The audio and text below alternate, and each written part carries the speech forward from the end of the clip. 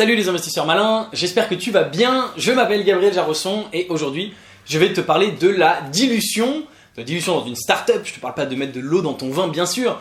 Et notamment je vais répondre à la question comment ne pas être dilué en tant qu'investisseur, en tant qu'entrepreneur. On va regarder tout ça ensemble. Avant de commencer, si c'est ta première fois ici, si ce n'est pas encore fait, je voudrais t'inviter à cliquer sur le bouton s'abonner juste en dessous de cette vidéo pour t'abonner à la chaîne YouTube Léonis. Ne ratez aucune de mes vidéos dès que je les sors et rejoindre plusieurs milliers d'investisseurs malins. C'est parti.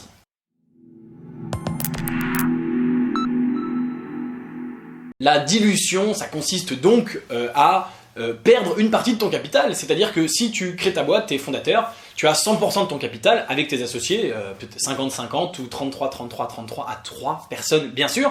Et si tu fais rentrer des investisseurs dans ta société, c'est une bonne chose parce qu'ils vont injecter du cash dans ta boîte pour te développer. Mais la contrepartie, c'est que tu vas te diluer, c'est-à-dire que tu vas perdre une partie de ton capital. Voilà, tout simplement. Alors, je vais parler du point de vue investisseur. Très rapidement, du point de vue fondateur, comment ne pas se diluer? C'est ne pas lever de fonds, ne pas faire rentrer des investisseurs dans sa boîte, tout simplement. Il y a d'autres possibilités.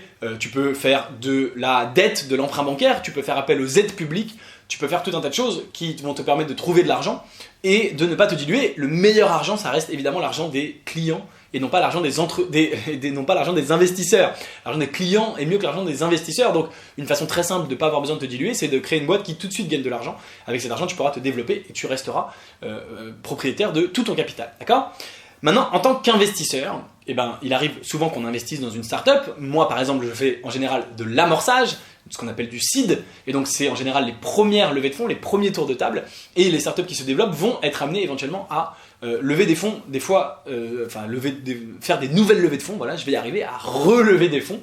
Et donc, moi, en tant qu'investisseur, je vais être dilué. Donc, comment éviter cette dilution? Il y a plusieurs choses dont je voudrais te parler. Premièrement, bien sûr, et c'est un point hyper important, il faut que dans ton pacte d'actionnaire, au moment où tu investisses la première fois, il y ait ce qu'on appelle un droit de préemption. Le droit de préemption dans le pacte d'actionnaire, c'est assez classique, mais il y a des startups qui ne l'incluent pas et c'est évidemment dommage. Donc fais bien attention à ce détail. Le droit de préemption, c'est l'idée de dire si la startup fait une nouvelle augmentation de capital, tu auras droit de souscrire à cette nouvelle augmentation de capital le montant qui te permettra de conserver ton pourcentage dans la boîte. Donc si au premier tour, tu avais investi et que tu détenais 1% de la boîte, par exemple, valo de 1 million, et toi tu avais investi 10 000 euros, donc ça fait 1% si je ne m'abuse, si maintenant il y a une nouvelle augmentation de capital sur une valo à 5 millions, donc 5 fois plus, que tu sois capable d'acheter des nouvelles actions dans la nouvelle augmentation de capital pour maintenir à cette nouvelle valorisation ton pourcentage de 1%. Et donc tu ne seras pas dilué. L'inconvénient, bien sûr, c'est que tu vas devoir remettre au pot, comme on dit, c'est-à-dire que tu vas devoir réinvestir de l'argent et ça va être en général beaucoup plus d'argent que la première fois puisque la valo a augmenté. Donc dans notre exemple, si tu veux être toujours à 1% des 50 000, il va falloir que à 1% de la boîte qui vaut 5 millions, il va falloir que tu mettes 50 000 et toi comme tu auras déjà tes 10 000, tes premières actions, il faudra que tu remettes 40 000 euros.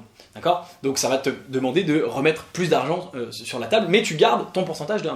Ça c'est la possibilité la plus classique, et donc quand tu investis, vérifie qu'il y a bien ce droit de préemption, c'est le point le plus important. Alors il y a d'autres petites techniques pour ne pas être dilué. Premièrement, et j'en parlais tout à l'heure, c'est de ne pas lever des fonds à nouveau. Donc tu peux convaincre la startup tu peux essayer de convaincre la startup qu'elle n'a pas besoin de lever des fonds à nouveau, et qu'avec l'argent qu'elle gagne, l'argent qu'elle a, elle peut continuer à se développer. Tu peux à nouveau l'inciter à faire de la dette, à se tourner vers des aides publiques, etc. Et plus la startup grossit, plus c'est facile. C'est assez difficile pour les petites boîtes, notamment de faire de la dette auprès des banques, puisque comme il n'y a pas d'historique, les banques en général ne veulent pas prêter. Alors que quand la boîte grossit et qu'elle a un meilleur historique, un meilleur track record, un peu plus de chiffre d'affaires, de clients, etc., les banques veulent un peu mieux prêter.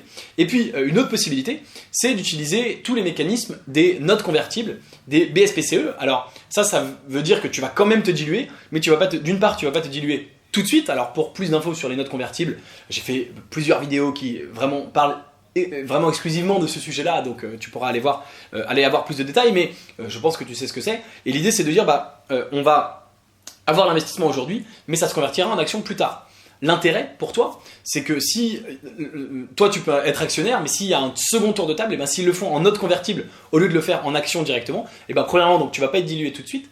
Et deuxièmement, la note convertible, tu as un cap sur lequel elle est convertie, c'est-à-dire que tu as une valo, en général une fourchette, qui est déterminée à l'avance en disant ça va être compris entre telle et telle valo. Et donc tu peux à la fois faire évoluer la valo en fonction des résultats de l'entreprise, mais à la fois pas trop te diluer tout de suite. C'est intéressant parce que ça rassure les investisseurs qui se disent Si la boîte va pas aussi vite que prévu, eh bien on a en contrepartie un petit peu plus d'equity, mais ça rassure aussi les fondateurs et donc les investisseurs d'origine, qui peut être toi en l'occurrence dans la situation, en te disant que si la boîte grossit à la vitesse prévue, au contraire les nouveaux investisseurs n'auront pas une trop grosse part de l'equity, parce qu'il y a toujours un décalage au moment de l'investissement où l'investisseur il dit mais moi j'investis maintenant, tu m'as peut-être entendu le dire dans mes vidéos, donc je veux une valo qui correspond à ce qui se passe maintenant, et l'entrepreneur qui dit oui mais regarde dans 6 mois, dans 1 an où on en sera, et donc la valo elle doit être plus élevée. Et la note convertible elle permet finalement de un petit peu réconcilier les deux, et toi en tant qu'investisseur ça va probablement te permettre au final d'être un petit peu moins dilué, surtout si la startup délivre effectivement sur ses objectifs. Voilà donc comment ne pas être dilué. Donc le point principal ça reste bien sûr le droit de préemption, et ça reste d'essayer de lever le moins d'argent possible. Si la startup est rentable et peut s'autofinancer et ne plus relever des fonds, tu ne seras plus dilué. Et ça c'est évidemment quelque chose qui fait plaisir, parce que c'est jamais agréable d'être dilué ou de devoir remettre au pot. Bien sûr, si tu as, et c'est le cas aussi de certains fonds d'investissement, de certaines personnes, si tu as un gros capital et entre guillemets des fonds illimités, alors personne n'a des fonds illimités, mais si tu as tout à fait la capacité de suivre, il faudra à chaque fois qu'on te propose de suivre et de garder ton pourcentage, réfléchir à est-ce que tu veux suivre et remettre cet argent là-dedans ou pas. Ce sera une décision à prendre à chaque levée de fonds. Mais en tout cas, si tu décides de remettre au pot, tu vas te mettre à investir de plus en plus d'argent dans la startup, à avoir investi de plus en plus d'argent dedans, mais une startup qui aussi vaut de plus en plus d'argent puisque la valorisation augmente et qu'a priori, si elle arrive à lever des fonds des fois successives, c'est que elle crée de la valeur et que la startup se développe et qu'elle va vers quelque chose.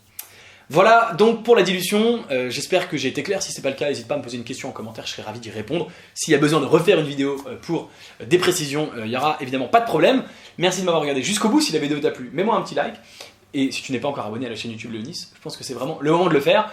Moi je te dis à très bientôt pour une prochaine vidéo. En attendant, il y a tout un tas de bonus assez intéressants sur l'investissement en startup qui t'attendent en description. Et une fois que tu auras lu tout ça, tu peux regarder une autre vidéo de moi qui va apparaître juste au-dessus de ma tête. Je te dis à très vite. Ciao.